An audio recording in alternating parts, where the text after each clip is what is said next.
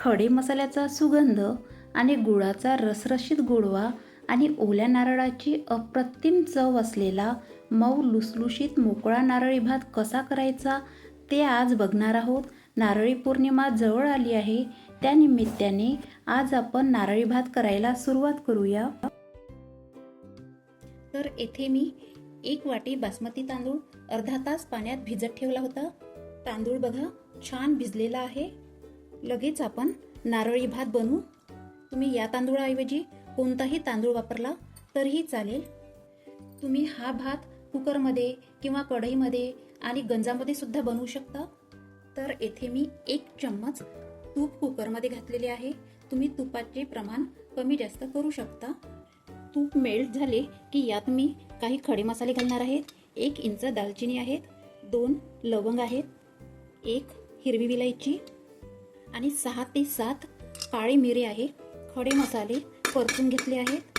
आता भिजवलेला जो आपला तांदूळ आहे तो घालायचा आहे. तुपामध्ये हा तांदूळ छान परतून घेऊ. आता आपण 1.5 वाटी नारळाचे दूध घालणार आहेत. आपण याच वाटीने 1 वाटी तांदूळ मोजून घेतले होते, त्याच वाटीने मोजून बरोबर 1.5 वाटी दूध घालायचे आहे. बरेच जण दुधाऐवजी पाणी वापरतात. तुम्ही तुमच्या आवडीनुसार दूध किंवा पाणी वापरा. पाणी घातले तरीही चालेल. तुम्ही गंजात भात शिजवत असाल तर 2 वाटी दूध घालायचे, कारण कुकरमध्ये भात लवकर शिजून येते. गंजात भात शिजायला वेळ लागते. अर्धा तास अगोदर थोड्याशा दुधात केसर काड्या भिजत ठेवल्या होत्या. तर हे केसर काड्याचे दूध घालूया. केसरने भाताला छान कलर येतो. तुमच्याकडे केसर नसेल तर नाही घातले तरीही चालेल. चवीपुरतं मीठ घालायचे आहे. आता कुकरचे झाकण लावून 1 शिट्टी काढून घेऊ. तुमचा भात किती शिट्ट्यामध्ये शिजून येते त्यानुसार कुकरच्या शिट्ट्या काढा. जास्त शिट्ट्या काढू नका. जास्त शिट्ट्या काढल्या तर भात चिकट होईल. कुकरची 1 शिट्टी झालेली आहे आणि कुकरच्या शिट्टीतली वाफही गेलेली आहे. आता कुकरचे झाकण उघडून बघू. बघा भात छान शिजलेला आहे आणि मस्तपैकी मोकळा झालेला आहे.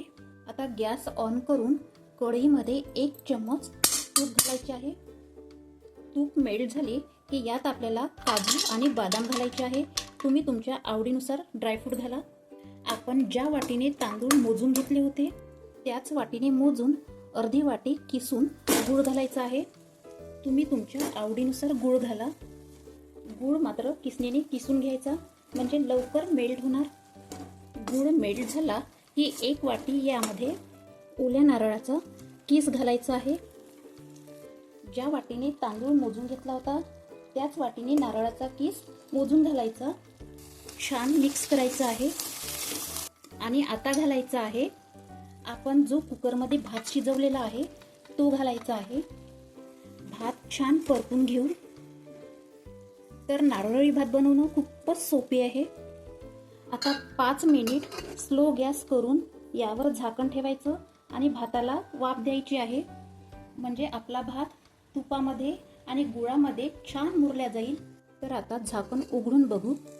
नारळी भात आपला रेडी आहे. आपल्या भातात बघा गुळाचा गोडवा आणि मसाल्याचा सुगंध घरभर दरवळलेला आहे. आता प्लेटमध्ये हा भात आपण सर्व करू. ओल्या नारळाची चव असलेला हा नारळी भात एकदा तरी नक्की करून बघा. तुम्हाला माझी रेसिपी कशी वाटली तर कमेंट्स करून नक्की सांगा. तर या नारळी पौर्णिमेला असा नारळी भात मऊ असलेला आणि लुसलुशीत असलेला, तोंडाला चव येणारा असा भात नक्की करून बघा. रेसिपी आवडल्यास चॅनलला सबस्क्राईब करा.